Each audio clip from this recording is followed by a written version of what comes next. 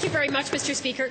Mr. Speaker, the Academy Award shortlisted documentary Downstream about the impact of the oil sands development on the Athabasca River has again raised a number of issues important to Alberta and, more importantly, questioned how this government has managed the resource. So my questions are to the Minister of the Environment. Can the minister tell us whether government has conducted research on resource extraction in the oil sands region and any increase in the levels of toxic chemicals in the water? The Honourable Minister.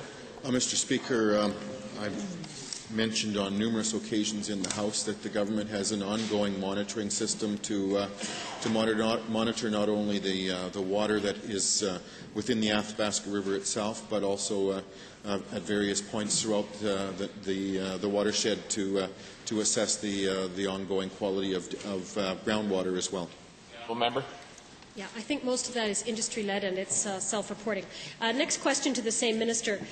Given that this minister stood in the House last year and stated, when asked if groundwater had been contaminated, and I'll quote, "There is no evidence to indicate that there is any impact on the Athabasca River." Is this still the minister's position? Honourable Minister. Yes, Mr. Speaker. The Honourable Member. Very much. Could the minister tell us why neither he nor the Minister of Energy nor the Premier have ever met with the people in Fort Chipewyan or Fort McKay to listen to their concerns? The industry had the intestinal fortitude to go and speak with them, so why hasn't this government? The Honourable Member. Mr. Speaker, I can't say it's untrue, I guess. So I'll say I think the member is misinformed. Right. Because in fact, Mr. Speaker, I have met with the people and the leadership of Fort Chip.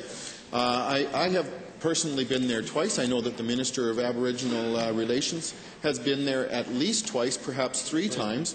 We have had a good working relationship, and in fact, at the last meeting that I had in Fort Chipewyan, we agreed in principle to the implementation of a community-based monitoring system, and I understand from my staff that the details for the implementation of that community-based water monitoring system are moving well along, and we should have it up and running sometime this year.